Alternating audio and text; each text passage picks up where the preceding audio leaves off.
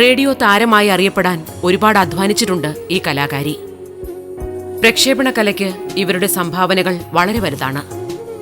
അക്കാലത്തെ റേഡിയോ പരിപാടികളിൽ ഒട്ടുമിക്കതിനും ഇവർ തന്റെ ശബ്ദം കൊണ്ട് അടയാളമെഴുതി. ആകാശവാണിക്കൊപ്പം ഈ കലാകാരിയും വളരുകയായിരുന്നു. നേരത്തെ സംഗീതം പഠിച്ചിരുന്നതുകൊണ്ട് സംഗീതം നമ്മൾ ചെയ്യണം. പിന്നെ അവിടെ ലെസൺ ഉണ്ട്, ക്ലാസിക്കൽ ലെസൺ എന്നൊരു പരിപാടി ഉണ്ടായിരുന്നു. അത് പഠിപ്പിക്കുന്നു, നമ്മൾ പഠിക്കുന്നു, അങ്ങനെ ഒരു പ്രോഗ്രാം. അതുകൊണ്ട് ലൈറ്റ് മ്യൂസിക്, പിന്നെ വഞ്ചിപ്പാട്ട്, വെള്ളപ്പാട്ട്, ഇങ്ങനെയുള്ള പല തിരുവാതിരപ്പാട്ട്, ഇങ്ങനെ പല പാട്ടുകളും, പഴയ രീതിയിലുള്ള പാട്ടുകൾ, ഫോക്ക് സോങ്സൊക്കെയാണ് അതെല്ലാം നമ്മൾ പാടണം. പിന്നെ കവിതാമൃതം, പിന്നെ ഡോക്ടറോട് ചോദിക്കുക എന്നൊരു പരിപാടിയുണ്ട്. ഡോക്ടർമാർ വന്നിട്ട് അവരോട് ഓരോ രോഗങ്ങളെ പറ്റി ചോദിക്കുക, അവർ ഇങ്ങോട്ട് പറഞ്ഞു തരും, നമ്മൾ അങ്ങോട്ട് ചോദിക്കുക. അത് എഴുത്തുപെട്ടി എന്നൊരു പ്രോഗ്രാം, അത് പിന്നെ കുട്ടികളുടെ ചിൽഡ്രൻസ് പ്രോഗ്രാം, അത് കുട്ടികളെ പ്രത്യേകം വെളിയിൽ അവർ ഓരോരോ ക്ലബ്ബുകളുണ്ടാക്കിയിട്ട് അവരെ നമ്മൾ പിന്നെ ബുക്ക് ചെയ്യും. അങ്ങനെ ചെറുതായിട്ട് ബുക്കിങ്ങൊക്കെ ആയി തുടങ്ങി വെളിയിൽ നിന്ന്.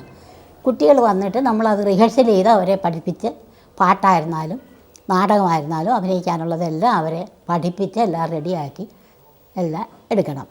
അവർ തലേ ദിവസമായിരിക്കും റിഹേഴ്സൽ, പിറ്റേ ദിവസം പ്രോഗ്രാമാണ്. എല്ലാം ലൈവായിട്ട് ആ പ്രോഗ്രാം, എല്ലാ പ്രോഗ്രാമും പോകുന്നത്. നമുക്കൊരു തെറ്റൊന്നും വരാൻ പാടില്ല, തെറ്റുകുറ്റമൊന്നും വരാൻ പാടില്ല.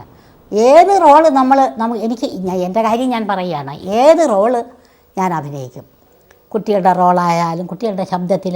പിന്നെ രശ്മി എന്നൊരു പ്രോഗ്രാമുണ്ട്, മൃഗങ്ങളുടെ, പക്ഷികളുടെ, ഇങ്ങനെ പിന്നെ ഓരോരോ ജീവജന്തുക്കളുടെ ശബ്ദത്തിലൊക്കെ, കാക്ക, പട്ടി, പൂച്ച, പിന്നെ ഇങ്ങനെയുള്ള ഓരോ മൃഗങ്ങളുടെയും പക്ഷികളുടെയും എല്ലാ ശബ്ദത്തിൽ നമ്മൾ അഭിനയിക്കണം. റേഡിയോയിൽ ജോലി ആയതിനു ശേഷം വേറെ വെളിയിൽ പോകാൻ സാങ്ഷൻ ഇല്ല, ഇന്ത്യ ഗവൺമെൻറ്റിൻ്റെ പാടില്ല. അപ്പോൾ അവിടെ നമ്മളെ ഇതെല്ലാം അവിടെയാണ് അഭിനയിക്കാനുള്ളത്, അവിടെ അഭിനയിക്കണം. അഭിനയിക്കുക എന്ന് പറഞ്ഞാൽ പിന്നെ വെളിയിൽ നിന്ന് ഈ നാടകത്തിൻ്റെയും എല്ലാ സ്ക്രിപ്റ്റ് വെളിയിൽ നിന്നൊക്കെ കോൺട്രാക്റ്റ് കൊടുത്ത് ആർട്ടിസ്റ്റിനെയൊക്കെ എടുത്ത് തുടങ്ങി, കുറേശ്ശെ അങ്ങനെ ആ നാടകങ്ങളെല്ലാം വന്നു കഴിഞ്ഞാൽ നമ്മൾ അവിടെയുള്ള ആർട്ടിസ്റ്റ് നാടകങ്ങൾ എഴുതും. NK ആചാരി ഉണ്ടായിരുന്നു, KG സേതുനാഥ് ഉണ്ടായിരുന്നു, തിരുനാനാൾക്കുറിച്ച് മാധവൻ നായർ, അവരൊക്കെ ഉണ്ടായിരുന്നു. അവരൊക്കെ നാടകങ്ങൾ എഴുതും. പിന്നെ വെളിയിൽ നിന്ന് നാടകങ്ങൾ വരുത്തും. അതിലുള്ള ആ കഥാപാത്രങ്ങൾ നമ്മൾ ഓരോ നാടകത്തിലുള്ള കഥാപാത്രങ്ങളും, ഓരോ നാടകത്തിലുള്ള ഓരോ കഥാപാത്രങ്ങളും ഓരോ രീതിയായിരിക്കുമല്ലോ. അമ്മയായിട്ട് അഭിനയിക്കുന്നു, അത് ഒരു നാടകത്തിലുള്ള അമ്മ വേറൊരു നാടകത്തിൽ ആ അമ്മയെ പോലെ അഭിനയിക്കാൻ പറ്റുമോ? ഇല്ല, വ്യത്യാസങ്ങളുണ്ട്. അപ്പോൾ ആ വ്യത്യസ്തമായ ശബ്ദങ്ങൾ നമ്മൾ പ്രകടിപ്പിക്കണം. ആ കഥാപാത്രം എങ്ങനെയാണെന്നുള്ളത് നമ്മൾ മനസ്സിൽ അത് ഉൾക്കൊണ്ടിട്ട് അതേപോലെ അഭിനയിക്കണം. നായികയായിട്ട്, അമ്മുമ്മയായിട്ട്, എനിക്ക് അന്നൊക്കെ പല്ലുണ്ട്, ഇപ്പം പല്ലില്ല. അന്ന് പല്ലുള്ള കാലത്ത് പല്ലില്ലാത്ത അമ്മുമ്മയായിട്ട് അഭിനയിക്കണം, പല്ലുള്ള അമ്മയായിട്ട് അഭിനയിക്കണം, പല്ലില്ലാത്ത അമ്മുമ്മയായിട്ട്, പല്ലുള്ള അമ്മുമ്മയായിട്ടും അമ്മയായിട്ടും പല രീതിയിലുള്ള റോളും അഭിനയിക്കണം. റേഡിയോയിൽ അങ്ങനെയാണ്. പക്ഷെ അതെല്ലാം നമ്മുടെ ശബ്ദത്തിൽ കൂടിയാണ് കേൾപ്പിക്കാറുള്ളത്. 3 പതിറ്റാണ്ടോളം ആകാശവാണിക്കൊപ്പം ഇവരുണ്ടായിരുന്നു. സുസ്ഥിർഘമായിരുന്നു ഇവരുടെ സേവനം.